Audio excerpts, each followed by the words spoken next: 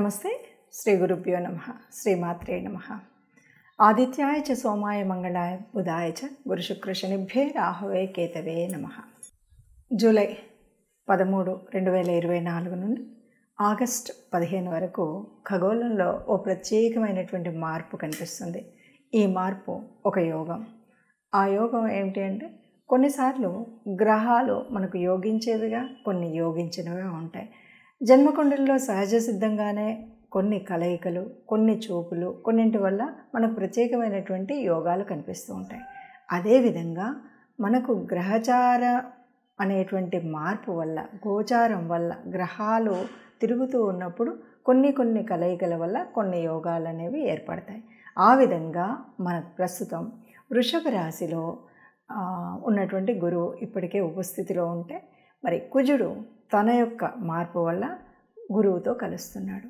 ఎప్పుడైతే గురువుతో కుజుడు కలిసినప్పుడు వచ్చేటువంటి ఒక ప్రత్యేకమైనటువంటి యోగాన్ని, దీన్ని గురు మంగళ యోగం అంటాం. మనకు తెలుసు, ఇప్పటి వరకు అనేక రకాల యోగాలు ఉంటాయి. గురువుతో కొన్నిసార్లు రాహువు కలుస్తూ ఉంటాడు. అలాంటప్పుడు గురు చండాల యోగం అంటూ ఉంటారు.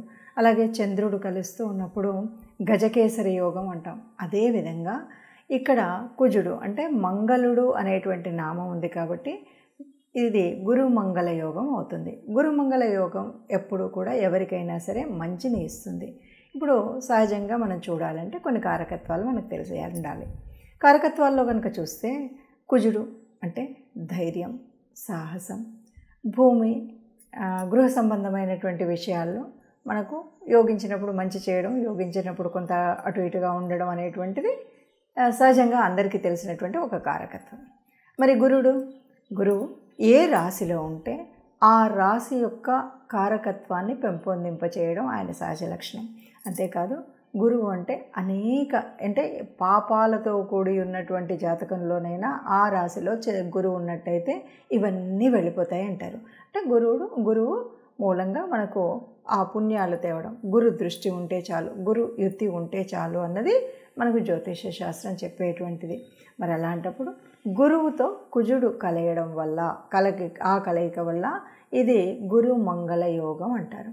ఈ గురు మంగళ యోగం వల్ల ఏమొస్తుంది అంటే, ఏ కుజుడికి ఉండేటువంటి సహజ లక్షణమైనటువంటి ధైర్యం, స్థైర్యం, ఏదైనా ఒక దీక్షతో చేయాలి, తప్పనిసరిగా పూర్తి చేయాలి అనేటువంటి భావన ఏదైతే ఉందో అది వ్యాప్తి చెందుతుంది.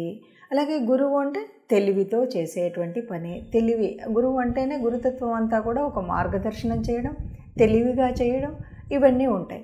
మరి ఇక్కడ కుజుడు అనగానే మనము కేవలం కుజుడు మంచి స్థానంలో ఉన్నాడు అంటే ధైర్యంతో, స్థైర్యంతో అన్నిసార్లు వెళుతూ ఉంటే ఒక్కొక్కసారి ఆలోచన రాహిత్యంగా చేసేటువంటి స్థితి కూడా ఉంటుంది. అది లేకుండా ఉండాలి అంటే తప్పనిసరిగా మనకి ఒక ఆలోచన, మార్గదర్శనం కలిగే విధంగా ఉండాలి. ఇప్పుడు గురు మంగళ యోగంలో ఆ రెండూ దొరుకుతాయి అన్నమాట. అందువల్ల ఈ గురుమంగళ యోగం వల్ల ప్రతి ఒక్కరికి అంటే ఖగోళంలో జరుగుతున్న మార్పు ఇది. కొంతమందికి సహజ సిద్ధంగానే జన్మకుండలిలో గురుమంగళ యోగం ఉంటుంది, వాళ్ళకి ఈ కాలం మరీ అనుకూలిస్తుంది. కొంతమందికి లేకపోయినప్పటికీ కూడా ఈ వచ్చేటువంటి స్థితి ఏదైతే ఉందో దాన్ని అనుకూలంగా చేసుకోవడం కోసం కొన్ని రెమెడీస్ చేసుకోవడం వల్ల, కొంత అనుకూల పరిస్థితిని మనం కల్పించుకోవడం వల్ల ఈ గురుమంగళ యోగం వల్ల వచ్చేటువంటి లాభాన్ని ప్రతి ఒక్కరూ పొందవచ్చు. అందుకు ఈ గురుమంగళ యోగం వచ్చేటువంటి పరిస్థితి ఎలా ఉంటుంది, ఏ రాశి వారికి ఎలా ఉంటుంది అది తెలుసుకోవడానికి ముందు ప్రతి ఒక్కరు కూడా దాన్ని ఒడిసి పట్టుకోవడానికి, ఖగోళంలో ఉన్నటువంటి మార్పు అయినప్పటికీ కూడా దాన్ని మనం కూడా స్వీకరించడం కోసం ఏ రకమైనటువంటి రెమెడీస్ చేయాలి ఏంటి అన్నది చూద్దాం. తదుపరి రాశి మకర రాశి. మకర రాశికి ఇది చూసినట్టయితే పంచమ స్థానంలో ఈ గురుమంగళ యోగం మనకు కనిపిస్తుంది. పంచమ స్థానం సంతాన స్థానం, పంచమ స్థానం విద్యాస్థానం, పంచమ స్థానం మంత్రస్థానం. ఆ స్థానంలో జరుగుతుంది. మంత్రస్థానంలో గురువు ఉండడం చాలా మంచిది. అయితే మకర రాశి వారికి ఎప్పుడైనా సరే గురుమంగళ యోగం అంటే బాగా లబ్ధి చెందుతుంది అంటాం. ఎందుకు అంటే మంగళుడికి అంటే కుజుడికి ఇది ఉచ్చస్థానం కాబట్టి చాలా బెనిఫిట్ ఉంటుంది. ఏ రకంగా ఎట్లా బెనిఫిట్ ఉంటుంది అంటే, పంచమ స్థానం, మీరు ఏదైనా చదువు కానీ చదవాలనుకున్న వాళ్ళు ఇంతవరకు పెండింగ్ ఉంది, ఇక్కడ పనికి వస్తుంది. మీరు పెట్టేటువంటి అప్లికేషన్, చదవాలనుకున్న చదువులో ఇవన్నీ కూడా ముందుకు తీసుకువెళ్తాయి. ఏదైనా చదువుకునే పిల్లలకి ఇప్పటి వరకు ఉన్నటువంటి ఇబ్బందులు, ఏవైనా హర్డిల్స్ ఉంటే అవి తొలగిపోయేటువంటి అవకాశం ఉంటుంది. ఇక సంతాన విషయంలో సంతానం కాలేదు, తప్పకుండా ఈ కాలంలో అయ్యేటువంటి పరిస్థితి ఉంటుంది. లేదు, సంతానానికి బాలేదు, ఆరోగ్యపరంగా కానీ ఆర్థిక పరంగా కానీ అది మెరుగవుతుంది. సంతానానికి వివాహం అవ్వలేదు, అవుతుంది. సంతానం యొక్క ఉద్యోగం, ఇలా సంతానానికి సంబంధించిన ఏ విషయంలోనైనా చాలా అనుకూలంగా ఉంటుంది. ఇక మొత్తంగా చూస్తే కనుక ఆర్థికంగా బాగుంటుంది, ఉద్యోగరీత్యా బాగుంటుంది. అన్ని రకాలుగా ఏ రకమైనటువంటి వ్యాపార, ఉద్యోగ, ఆర్థిక, ఆరోగ్య పరిస్థితులన్నీ కూడా మెరుగవుతాయని చెప్పొచ్చు. అయితే మరి అప్పటికి ఉన్నటువంటి ఏళ్ళనాటి శని ఇవన్నీ కూడా ఓ పక్కన ఉంటాయి.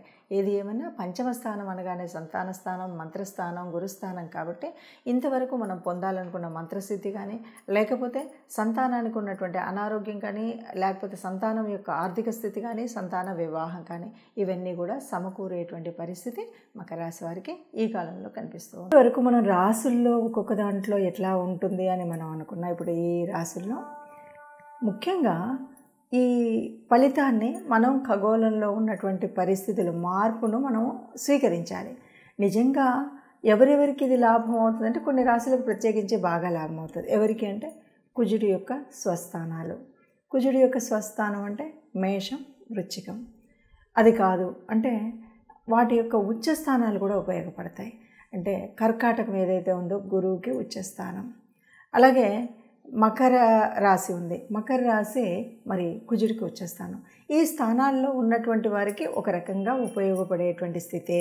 మరి వీళ్ళకైనా మిగతా వాళ్ళకి లేదా అంటే తప్పనిసరిగా అందరూ దీన్ని ఉపయోగించుకోవాలంటే కొన్ని రకాల రెమెడీ చేయాలి. ఎందుకంటే గురు కృప ఉన్నట్టయితే చేసేటువంటి ఆలోచన సరిగ్గా ఉంటుంది.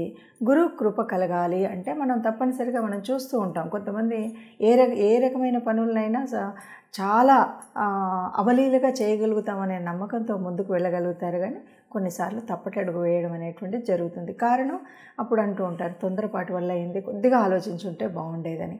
ఆ ఆలోచన విధానం కావాలి అంటే తప్పనిసరిగా గురువు యొక్క ఆశీస్సులు ఉండాలి. మరి మనం ఏం చేయాలి? ఇప్పుడున్న పరిస్థితులు నిజంగా ఇప్పటికీ కూడా మీకు మార్గదర్శనం చేసేవాళ్ళు, గురుతుల్యులు ఎవరైనా ఉంటే కూడా ఇప్పుడు ఈ కుజుడి యొక్క మార్పు సహజంగా మనకు 45 రోజుల వరకు ఉంటుంది. అంటే ఒక రాశి నుండి ఇంకొక రాశికి వెళ్ళడానికి 45 రోజులు. ఈ 45 రోజుల కాలం ఏదైతే ఇప్పుడు గురువుతో కలిసి ఉందో, గురువుతో యుతి ఉందో, ఈ కాలంలో తప్పనిసరిగా గురుస్తుతి ఎవరికి చేయాలి అంటే మీకు సహజ సిద్ధంగానే ఉన్నటువంటి మీ గురువులు ఎవరైనా ఉంటే గురువుగారిని వారి యొక్క ఆశీర్వచనం తీసుకోవడం కోసం వెళ్ళడం, వారికి పళ్ళు ఫలాలు తీసుకువెళ్ళడం ఇలాంటివి ఒకటి. లేదు గురుతుల్యులైనటువంటి వారు ఎవరైనా ఉంటే వారి దగ్గరికి వెళ్ళడం, అది రెండవది.